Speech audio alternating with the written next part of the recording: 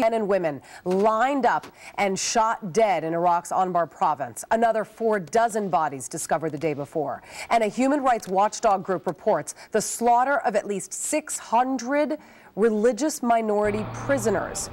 At what point does the world just say enough is enough and find a new tactic to fight this evil terrorist group? Chuck Nash is a retired Navy captain and a Fox News military analyst who joins me now. You know, according to the United Nations, more than 1,200 Iraqis were killed last month alone. More than 2,000 were wounded in attacks. Those figures do not take into account the at least 50 men and women I just talked about that were lined up and shot dead Friday by ISIS. Should U.S. policy change overall in fighting ISIS? I don't think the policy is going to change, Julie, and nor do I believe it should.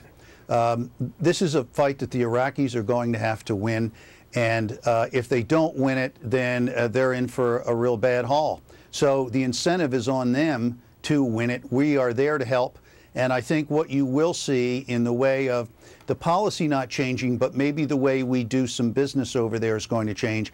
I think you're going to hear in the near future an announcement from the Defense Department that we are putting military advisors forward with the Iraqi and Kurdish troops so that they can maximize the help that we're giving them and bring that more precisely to bear, specifically with air power and other support that the Iraqi soldiers need. But you say morale is very low and the troops are not trained and the officers are borderline incompetent, having been appointed by the Maliki government. You also compare the Iraqi army to a collection of gangs. So then, with that said, how can we trust, even if properly trained by U.S. military advisors, that this war will be fought and won? Yeah, there are good units within, when I say good units, there are better units inside the Iraqi military, and then there are a lot of really bad, crummy units. What it's going to take is you're going to have to fire some of these incompetents. They've already cleaned out, they've replaced the defense minister, many top generals, all of this in the last month because of these humiliating defeats. And yes, a lot of these army units are nothing more than Shia militia that have been pulled in and a patronage assignment given to their commander. So these units are not what we as Americans or anybody in the West think of when we think of army and military. It's quite a different thing.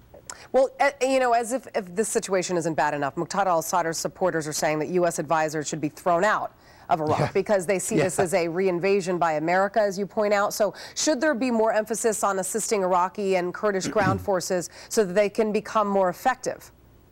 Absolutely, and that's why I think we're going to see that change in the way we conduct our tactics over there. We are going to have to put the advisors forward with the Kurdish and Iraqi forces in combat. Now they're going to dance around whether these guys are combatants or not, but they're going to be forward. They're going to be in harm's way, and they're going to be calling in the air power and doing all those things. And meanwhile, in the midst of all of this on the Syrian front, if we switch gears a little bit, the Peshmerga force, which is also part of the Iraqi army, as you know, is carrying artillery and other heavy weaponry to protect the outgunned Syrian militia.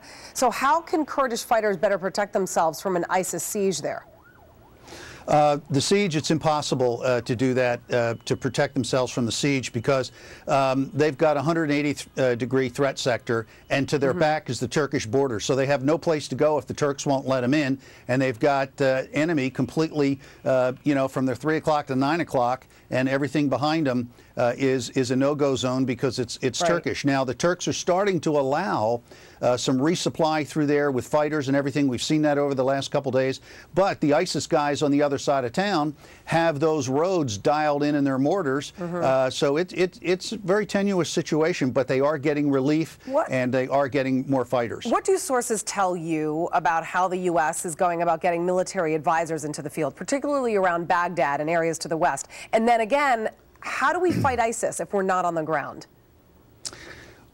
We are going to put U.S. military people out in the field. They're working on that. There'll be special operations people. And it just has to happen, okay? We just cannot do this any other way and even pretend that we're going to degrade and defeat ISIS. Even doing that, Julie, is not enough. It's going to take the tribes out in the Anbar province, the Sunni tribes, are going to have to overthrow these people, and the Al-Abadi government, the new prime minister, is going to have to make those critical changes within the infrastructure to where the troops in the field have confidence in their leadership from the unit level all the way up. All right. Chuck Nash, thank you so much. We appreciate your intelligence as always. My pleasure, Julie. Kelly.